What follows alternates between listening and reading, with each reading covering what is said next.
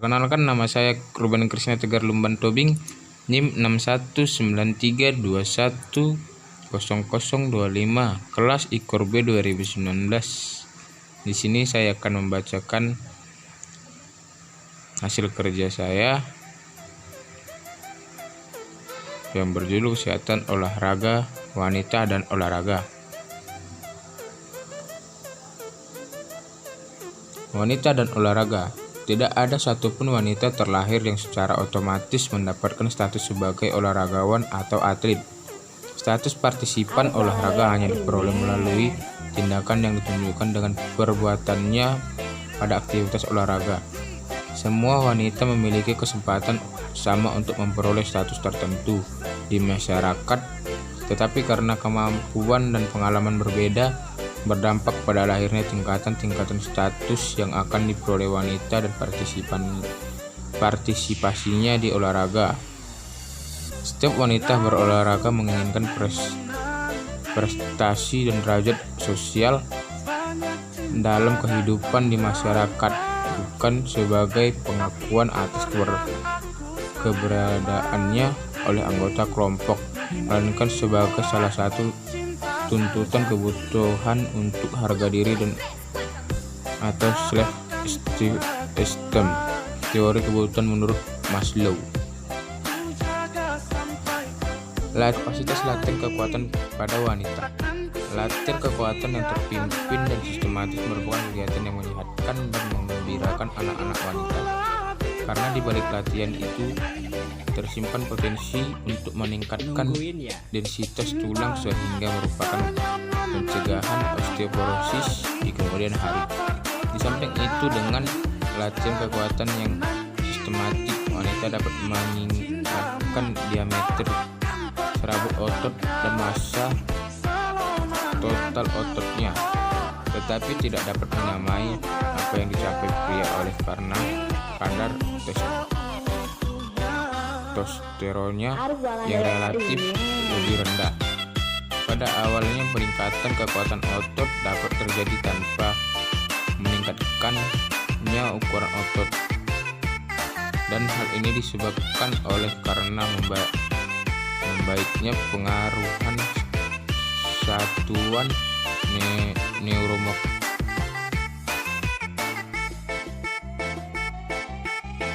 neuromuskular sebagai hasil pelatihan. Kandungan lemak tubuh dengan latihan kekuatan akan menurun, yang berarti memberikan rasio BB tanpa lemak terhadap BB dengan lemak yang merupakan respons terhadap latihan. Banyak atlet daya tahan wanita mempunyai kandungan lemak yang nyata lebih sedikit daripada atlet power pria. Untuk wanita, hasil yang diharapkan dengan latihan kekuatan adalah menghasilkan tubuh yang lebih ramping dan lebih sehat, yang akan membuatnya menjadi lebih tahan terhadap cedera olahraga. Kebugaran aerobik pada wanita. Kemampuan mengangkut dan menggunakan oksigen lebih ditentukan oleh pelatihan dan potensi biologik bakat daripada oleh gender. Pria dan wanita yang melakukan olahraga yang sama akan memiliki kapasitas aerobik VO2 max keuntungan sampai 50% dalam hal massa tubuh, volume jantung dan darah, dan hemoglobin yang lebih tinggi. Tetapi bila dinyatakan dalam satuan berat badan, perbedaan kapasitas aerobik itu antara pria dan wanita hanya sebesar 10%. Sedangkan bila dinyatakan persatuan berat badan tanpa lemak, lean body weight, yaitu pada atlet pria dan wanita adalah sangat identik. Cedera khusus pada olahraga wanita. Statistik dan survei cedera merupakan metode yang tidak akurat untuk menentukan kebenaran prevalensi cedera karena bersifat biasa. Data awal menunjukkan tingkat cedera yang lebih tinggi pada wanita, khususnya dalam rekrutmen tentara, yang mungkin pada waktu itu disebabkan tingkat kekuatan dan kebugaran yang rendah pada wanita pada umumnya.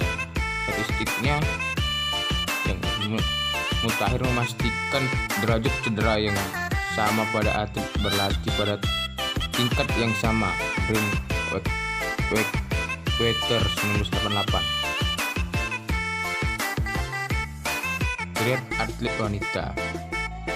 Trade atlet wanita ini sendiri terdiri dari 3 masalah kesehatan yang sering dialami kaum hawa yang aktif berolahraga, yakni gangguan makanan, tingkat kepadatan tulang yang rendah, dan amenorrhea, yakni ketidakteraturan atau tidak ada sama sekali siklus menstruasi. Ada tekanan besar bagi para atlet wanita, yakni tak hanya jadi atlet sukses, tapi juga terlihat menarik saat berolahraga dan masuk ke dalam stereotipik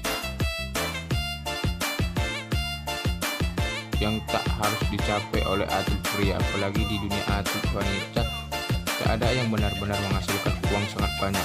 Tutur Ackerman.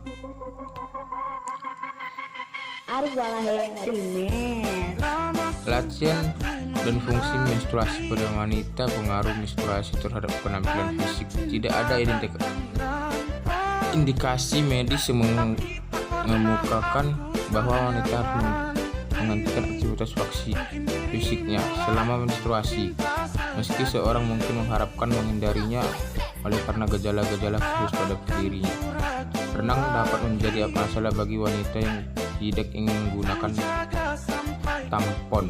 Hal ini harus dipahami oleh para pelatih dan hendaknya diizinkan untuk melakukan latihan alternatif dapat diobati secara efektif. Nungguin ya. Obat anti-infeksi non-steroid oleh karena pengaruh anti-prostaglandinnya, oleh karena penyebab gejala promenstruasi masih tidak diketahui. Manajemennya menjadi sulit. Disarankan untuk menggunakan dosis farmakodinamik B6 50-100 mg sehari, progesteron dalam bentuk dosari, dan dopamin agonis. Perdarahan menstruasi yang hebat dapat diatasi dengan neurosteron 15 mg sehari atau dengan menggunakan pil konsepsi secara teratur yang juga meminimalkan dismenorrhea saat datangnya menstruasi. Dapat diatur dengan menggunakan tablet kontrasepsi oral agar menjadi sesuai dengan saat kompetisi. Hal ini dilakukan dengan memperpanjang pemakaian tablet hormon aktif. Dengan demikian menghindari masa 7 hari tanpa pengaturan hormon yang akan menginduksi terhadap terjadinya menstruasi.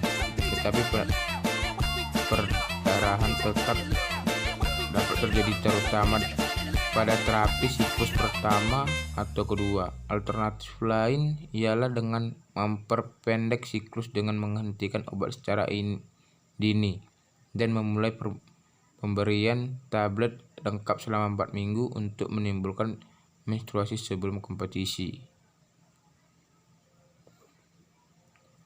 Thank you. Sekian materi yang sudah saya baca. Lebih kurang atau kesalahan saya mohon maaf. Terima kasih.